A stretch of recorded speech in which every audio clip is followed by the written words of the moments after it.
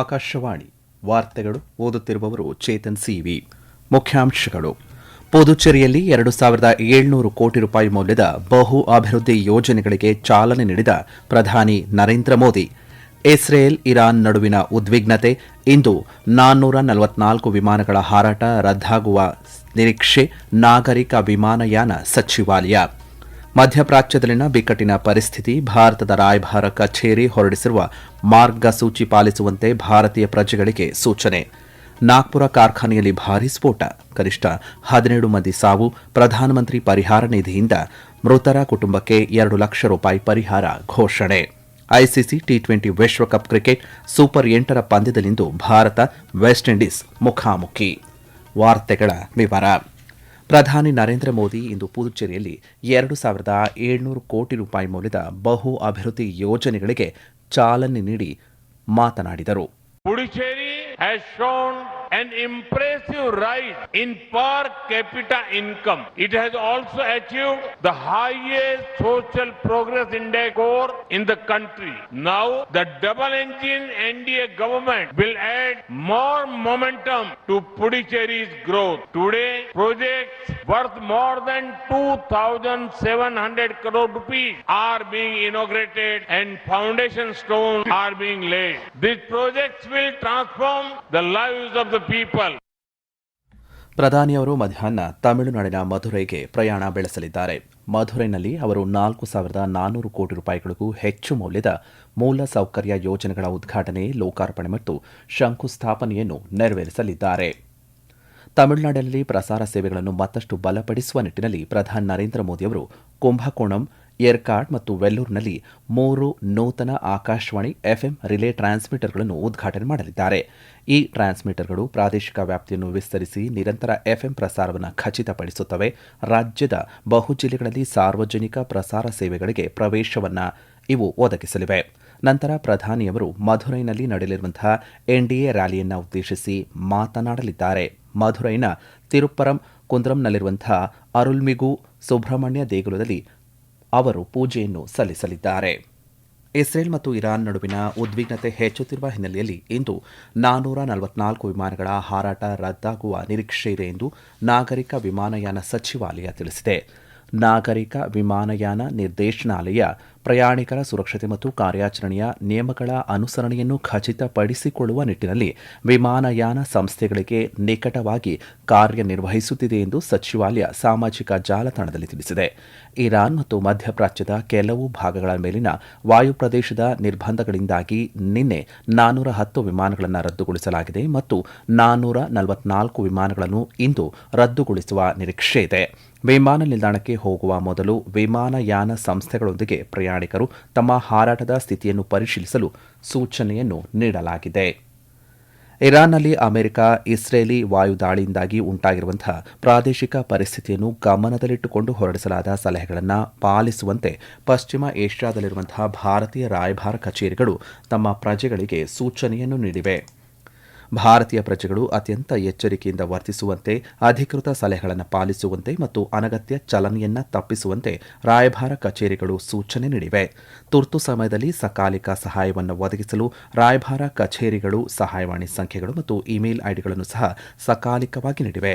ಇಸ್ರೇಲ್ನಲ್ಲಿ ತುರ್ತು ಸಂದರ್ಭದಲ್ಲಿ ರಾಯಭಾರ ಕಚೇರಿಯ ಜನರು ಸಹಾಯವಾಣಿ ಸಂಖ್ಯೆ 97254752011 ಮತ್ತು 97254242838 ಅಥವಾ ಇಮೇಲ್ ಐಡಿ cons1.telaviv@mea.gov.in ಈ ಇಮೇಲ್ಗೆ ಸಂಪರ್ಕಿಸಬಹುದಾಗಿದೆ. ಟೆಹರಾನ್ನಲ್ಲಿರುವಂತಹ ಭಾರತೀಯ ರಾಯಭಾರ ಕಚೇರಿಯು ತುರ್ತು ಸಂಪರ್ಕ ಸಂಖ್ಯೆಗಳನ್ನು ಸಹ ನೀಡಿದೆ. 989128101159, 9891281009, 98912810, 98912810, ಮತ್ತು 9899321793. ಅಬುದಾಬಿಯಲ್ಲಿರುವಂತಹ ಭಾರತೀಯ ರಾಯಭಾರ ಕಚೇರಿಯ ಟೋಲ್ ಫ್ರೀ ಸಂಖ್ಯೆ 80046342, ವಾಟ್ಸಪ್ ಸಂಖ್ಯೆ 9715309051 ಮೂಲಕವೂ ಸಂಪರ್ಕಿಸಬಹುದಾಗಿದೆ. ಈ ವಾರ್ತೆಯನ್ನು ಆಕಾಶವಾಣಿಯಿಂದ ಕೇಳುತ್ತಿದ್ದೀರಿ.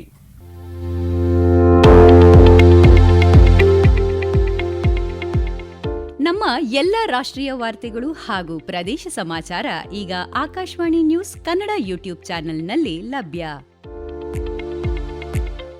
ನಮ್ಮ ಎಕ್ಸ್ ಖಾತೆ ಮತ್ತು ಇನ್ಸ್ಟಾಗ್ರಾಂ ಖಾತೆ ಆಕಾಶವಾಣಿ ನ್ಯೂಸ್ ಕನ್ನಡ.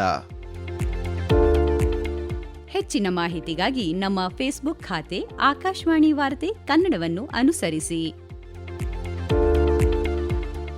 ಮಾಹಿತಿಗಳ ಹೂರಣ, ವಾರದ ಕಾರ್ಯಕ್ರಮ, ಪ್ರಚಲಿತ ವಿದ್ಯಮಾನ ಪ್ರತಿ ಬುಧವಾರ ರಾತ್ರಿ 9:15 ಮಹಾರಾಷ್ಟ್ರದ ನಾಗ್ಪುರ ಜಿಲ್ಲೆಯ ಸ್ಫೋಟಕ ಕಾರ್ಖಾನೆಯಲ್ಲಿಂದು ಸಂಭವಿಸಿದ ಭಾರೀ ಸ್ಫೋಟದಲ್ಲಿ ಕನಿಷ್ಠ 17 ಮಂದಿ ಮೃತಪಟ್ಟಿದ್ದಾರೆ ಎಂದು ಪೊಲೀಸರು ತಿಳಿಸಿದ್ದಾರೆ. ಪ್ರಧಾನಮಂತ್ರಿ ಕಚೇರಿ ದುರಂತದ ಬಗ್ಗೆ ತೀವ್ರ ದುಃಖವನ್ನು ವ್ಯಕ್ತಪಡಿಸಿದ್ದು, ಸಂತ್ರಸ್ತರಿಗೆ ಆರ್ಥಿಕ ನೆರವು ಘೋಷಿಸಿದೆ. ಈ ಕುರಿತು ಸಾಮಾಜಿಕ ಮಾಧ್ಯಮದಲ್ಲಿ ಪ್ರಧಾನಿ ನರೇಂದ್ರ ಮೋದಿಯವರು ಘಟನೆಗೆ ತೀವ್ರ ದುಃಖವನ್ನು ವ್ಯಕ್ತಪಡಿಸಿದ್ದು, ಹಾಗೆ ಮೃತರ ಕುಟುಂಬದವರಿಗೆ ಸಂತಾಪವನ್ನು ಭರಿಸುವಂತಹ ಶಕ್ತಿ ನೀಡಲಿ ಎಂದು ಹೇಳಿದ್ದಾರೆ. ಗಾಯಾಳುಗಳು ಶೀಘ್ರ ಚೇತರಿಸಿಕೊಳ್ಳಲಿ ಎಂದು ಅವರು ಪ್ರಾರ್ಥಿಸಿದ್ದಾರೆ. ಮೃತರ ಪ್ರತಿಯೊಬ್ಬ ಸಂಬಂಧಿಕರಿಗೆ ಪ್ರಧಾನಮಂತ್ರಿ ರಾಷ್ಟ್ರೀಯ ಪರಿಹಾರ ನಿಧಿಯಿಂದ 2 ಲಕ್ಷ ರೂಪಾಯಿ ಹಾಗೂ ಗಾಯಾಳುಗಳಿಗೆ 50,000 ರೂಪಾಯಿ ಪರಿಹಾರ ನೀಡುವುದಾಗಿ ಸಚಿವಾಲಯ ತಿಳಿಸಿದೆ. ಪಶ್ಚಿಮ ಏಷ್ಯಾದಲ್ಲಿ ನಡೆಯುತ್ತಿರುವಂತಹ ಬೆಳವಣಿಗೆಗಳಿಂದಾಗಿ ತಮ್ಮ ವೀಸಾ ವಿಸ್ತರಣೆ ಮತ್ತು ತಮ್ಮ ವಾಸ್ತವ್ಯವನ್ನು ಕ್ರಮಬದ್ಧಗೊಳಿಸಲು ಸಹಾಯದ ಅಗತ್ಯವಿರುವಂತಹ ಭಾರತದಲ್ಲಿರುವಂತಹ ಎಲ್ಲ ವಿದೇಶಿ ಪ್ರಜೆಗಳಿಗೆ ವಿದೇಶಾಂಗ ಸಚಿವಾಲಯ ಸಲಹೆಯನ್ನು ನೀಡಿದೆ. ವಿದೇಶಿಯರು ಈ ಕುರಿತು ಹತ್ತಿರದ ವಿದೇಶಿಯರ ಪ್ರಾದೇಶಿಕ ನೋಂದಣಿ ಕಚೇರಿ FRRO ಅನ್ನು ಸಂಪರ್ಕಿಸಬಹುದು ಎಂದು ಸಚಿವಾಲಯ ತನ್ನ ಸಲಹೆಯಲ್ಲಿ ತಿಳಿಸಿದೆ. ಸಹಾಯ ಬಯಸುವವರು ವೆಬ್ಸೈಟ್ ವಿಳಾಸ https:/boi.gov.in/ ಅನ್ನು ಸಂಪರ್ಕಿಸಬಹುದಾಗಿದೆ.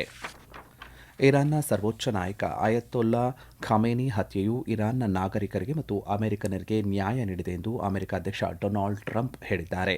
ಟ್ರೂತ್ ಸೋಷಿಯಲ್ ಮೀಡಿಯಾದಲ್ಲಿನ ಸಾಮಾಜಿಕ ಮಾಧ್ಯಮದಲ್ಲಿ ಅವರು ಟ್ರಂಪ್ ಇರಾನಿನ ಜನತೆ ತಮ್ಮ ದೇಶವನ್ನು ಮರಳಿ ಪಡೆಯಲು ಇದು ಏಕೈಕ ದೊಡ್ಡ ಅವಕಾಶ ಎಂದು ತಿಳಿಸಿದ್ದಾರೆ. ಅಮೆರಿಕದ IRGC ಮಿಲಿಟರಿ ಮತ್ತು ಇತರ ಭದ್ರತಾ ಹಾಗೂ ಪೊಲೀಸ್ ಪಡೆಗಳು ಇನ್ನು ಮುಂದೆ ಹೋರಾಡಲು ಬಯಸುವುದಿಲ್ಲ. IRGC ಮತ್ತು ಪೊಲೀಸ್ ಇರಾನಿನ ದೇಶ ಪ್ರೇಮಿಗಳೊಂದಿಗೆ ಶಾಂತಿ ಪುನಃ ಸ್ಥಾಪಿಸಲು ಒಟ್ಟಾಗಿ ಕೈಜೋಡಿಸಲಿವೆ ಎಂದು ಅಧ್ಯಕ್ಷ ಡೊನಾಲ್ಡ್ ಟ್ರಂಪ್ ಹೇಳಿದ್ದಾರೆ. ಟೆಹರಾನ್ ಮೇಲೆ ಅಮೆರಿಕ ತೀವ್ರ ದಾಳಿ ನಡೆಸಿದೆ ಎಂದು ಅಮೆರಿಕ ಅಧ್ಯಕ್ಷ ಡೊನಾಲ್ಡ್ ಟ್ರಂಪ್ ಎಚ್ಚರಿಕೆಯನ್ನು ನೀಡಿದ್ದಾರೆ. ಹಿಂದೆಂದೂ ಕಾಣದಷ್ಟು ತೀವ್ರವಾಗಿ ಇಂದು ದಾಳಿ ನಡೆಸುವುದಾಗಿ ಇರಾನ್ ಬೆದರಿಕೆ ಹಾಕಿದೆ. ಇರಾನ್ ದಾಳಿ ಮಾಡದಿರುವುದು ಉತ್ತಮ.